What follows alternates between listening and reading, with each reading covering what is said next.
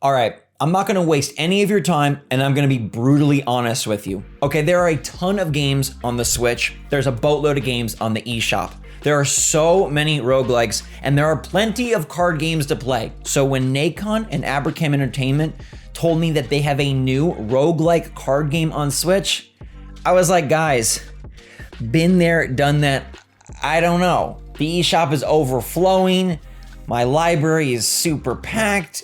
I don't think I have the time. They said Richard Garfield made this. Richard Garfield made Magic the Gathering. They said there's exploration in this game.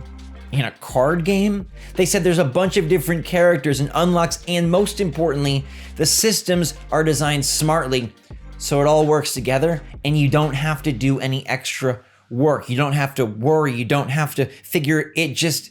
It's seamless. Now that sounds pretty good. Almost too good to be true. But after playing hours and hours and hours of Roguebook, bow down, baby. This is one of the best eShop games. What's going on, guys and girls? It's Zach from SwitchForce, and this is Roguebook, out now on Nintendo Switch. Thanks to Nacon for sponsoring this video and for prodding me to play, because I would have missed it.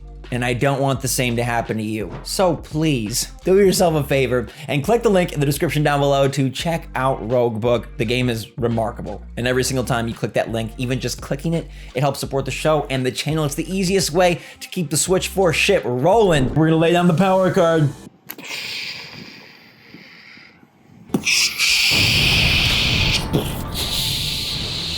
And look, the first thing that comes to mind is gonna be a Slay the Spire comparison. How do they stack up? The way I like to think of it is if Slay the Spire is the peanut butter and jelly, then Roguebook is the gourmet bison burger with a little bit of blueberry sauce on top, right? It's just meatier. The package has more to do.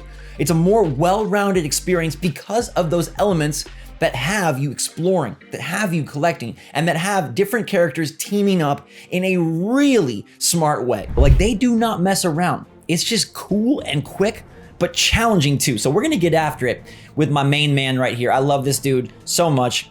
And we're gonna go after this jelly man with a little bit of a punch. He's got 142 health, all right? We've already beaten a boss, doing pretty good. And there's all sorts of systems that you'll be familiar with if you've played Slay the Spire or you've played Magic the Gathering or any of those sort of things. You know, you got blocking, attacking, buffs, debuffs, defense, mana, all sorts of cards. And the cool thing is, like, you have these multiple characters. So obviously this red defend card has to be used by the red guy with the curly Q mustache. And then over here, you've got this concentrate card with the sword girl. Got to be used by the sword girl. And that helps sort of like not only interesting deck building ideas and mechanics, but it sort of gives you kind of like a strategy. Like, it helps you build a path towards how you're gonna play these battles, and it feels very momentous. Like you're making up your tactics and your strategy and working towards a really well-oiled machine and hands that just deal damage after damage, a little bit of protection, and then some more damage. When you lay it all out, card games are repetitive in nature. Like, you do the same thing: draw, play, discard. Draw, play, discard. Oh, draw, play. So when you have a game that does bring in explorative elements, when you've got this map that you are actually physically moving around and you have to collect resources and manage your ability to explore the land with taking on battles, with trying to gain some nice resources and rewards, with finding hearts to heal, it really makes things much more dynamic. This all of a sudden feels like an adventure with a card game as the battle system instead of just a card game. It really adds such another layer that takes Roguebook to that place, to that level, that nobody else really goes to. Oh my dear goodness gracious. I don't want to fight this. 3 happy raccoons throwing yaks? What do they call this guy? The Yakapult? Oh, that's amazing. Elite War Yaks, I'm telling you. The cards, the characters, the enemies, they have just tapped into a fantastical world. Like, this is a good book. This is a good book, that's all I gotta say. And they're gonna throw some yaks at me. What does the yak attack do? At the end of each turn, give all yaks 8 block and 4 power. Yakapult is a yak. Here we go. Things are serious now in this second world. It's a lot more deadly and damaging than it was back in the OG days. All right, let's inflict some bleed on this poor Yakapult. I feel bad making y'all bleed like that, but you know, we gotta do what we gotta do. Yeah! Good, good, good. Turn is over. Gargoyle pushes.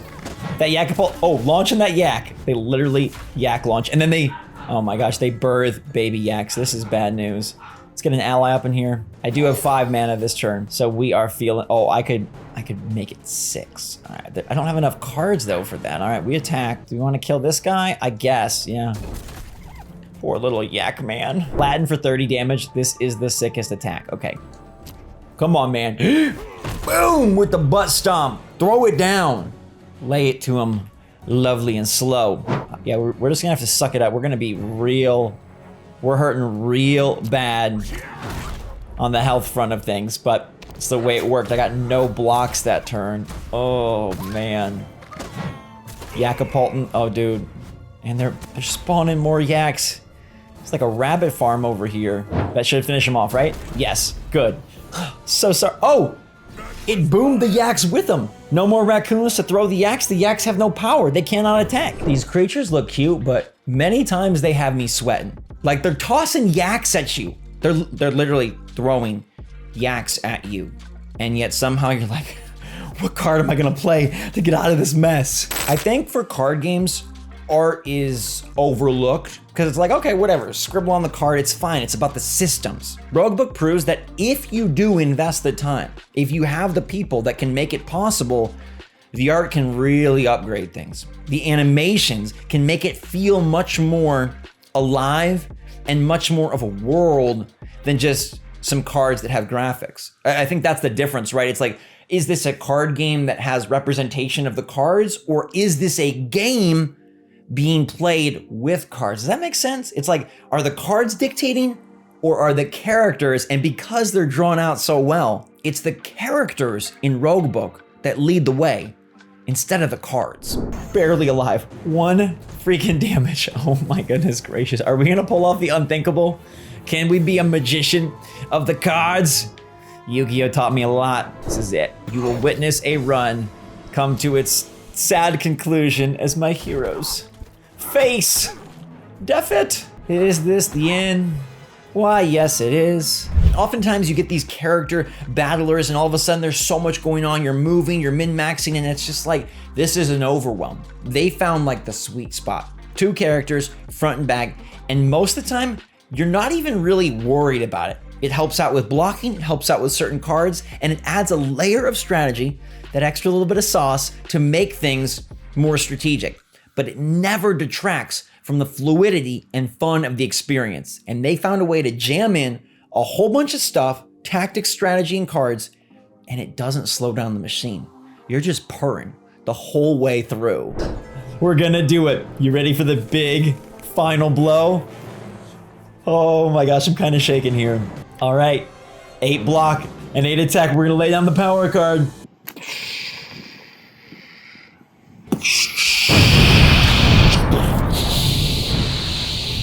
Oh, it didn't kill him? Wait. Okay, let's try that again. Wait.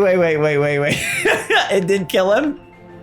Oh, come on, he's gonna die from my allies? You gotta be joking me. You gotta be joking. All right, allies, do your worst, do your worst. Well, I mean, we still got the victory. Chapter 2, boss is beat, and we have built a deck that I think might be unstoppable. I think they also nailed the battles, like the time it takes per fight. And those times are so bite-sized. You can do one, save on the map and move on. But if you get kind of in a roll, you're doing a battle, it's like, oh, 3 minutes here, 5 minutes there, 2.5, maybe 6. All of a sudden it's 3 hours. You're like, where did the time go? But my deck, oh my gosh, my deck. My character's my deck, and they show you the relics you get up top. It's like, I see the progress. I'm pushing down that skill tree, and ain't nobody gonna stop me except maybe my mom, because I've been playing for like 3.5 hours straight. This is a genre that I personally love. Like, I got a lot of connectedness to what these games try to do, and I've played many of them. So it's very hard for one to come along and do something that's cool. I just kind of see the elements, I see the mechanics, I'm like, I've done it.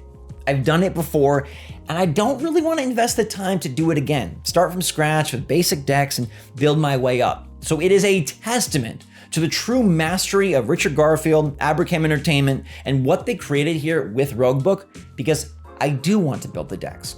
I do want to unlock all the heroes. I do want to find the best combos, and it does grab me, engage me, in spite of the other roguelikes and the other card games I've played, especially on Switch, a platform that's perfect for these things.